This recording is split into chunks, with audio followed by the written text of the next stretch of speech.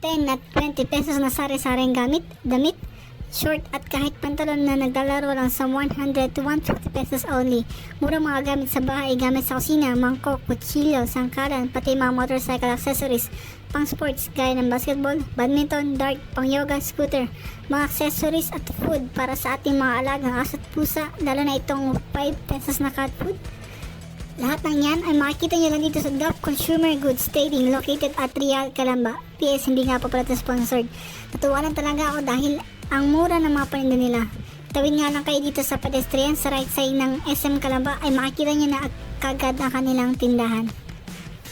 Bubungad sa harapan itong mga 10 pesos items, school supplies, kutsara, tinidor, santok, suklay, battery, cutter, toothbrush, pangkuskus ng pinggan, kutsilyo, at itong tinidor ni Poseidon, pati mga baso.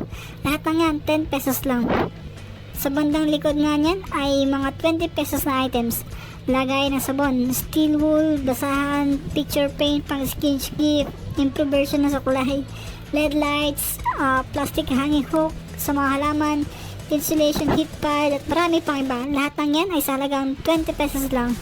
Ito pa, meron din sila ditong tsinelas pamalo na tig 80 pesos. Pagpasok mo naman ay bubungan ditong mga mangkok na naglalaro lang sa 25 to 45 pesos. At itong 500 to 1,000 pieces jigsaw puzzle. Kung sa mall ay 400 pesos above, dito ay 150 lang at dalawang box na. Meron din silang bag na tag 150 na kasya ata kahit isang sakong bigas. Biro na.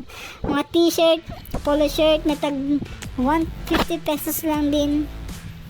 Meron din mga gamit pang bata na naglalaro sa 30 to 50 pesos. At itong rash guard niya, pwede pang humabol sa summer, tag 50 pesos lang din.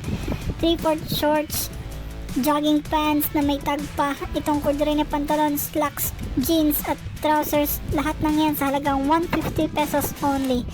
Meron din sila mga jacket at damit na naglalaro lang din sa 100 to 200 pesos. Meron din mga carpentry and mechanic tools at syempre mga gamit sa kusina gaya nitong non-stick pan, mga sangkalan, at kung gusto nyo mas malaki, kasyang-kasya, isang baboy ata dito na tag 280 pesos lang. At ito naman, para sa mga pet lovers dyan, meron din sila dito mga gamit at pagkain.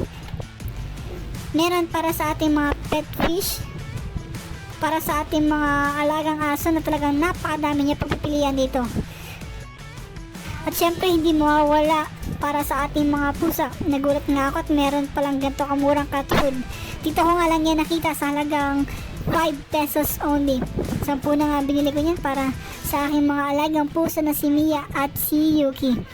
Napakadami nga din pala nila dito mga doormat. Napakadaming uri ng doormat ang meron sila.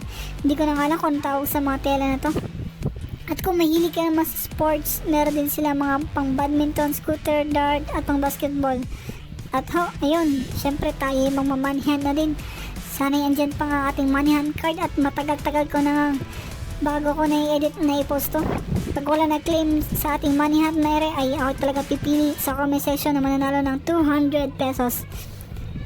After nga namin magpunta dito ay nagpunta rin kami sa SM at namili ng mga iluluto para sa ating palaro naman sa mga bata. Meron nga ulit tayong nag-sponsor sa ating manihan at palaro. Ayaw magpaalala ng ating sponsor. Pero salamat po ng madami. Arigato gozaimasu. Abangan nyo na lang ulit guys ang ating video ng palaro sa mga bata. Sure ako matutuwa at maaali ulit kayo. That's all for today's video. Thank you and bye bye.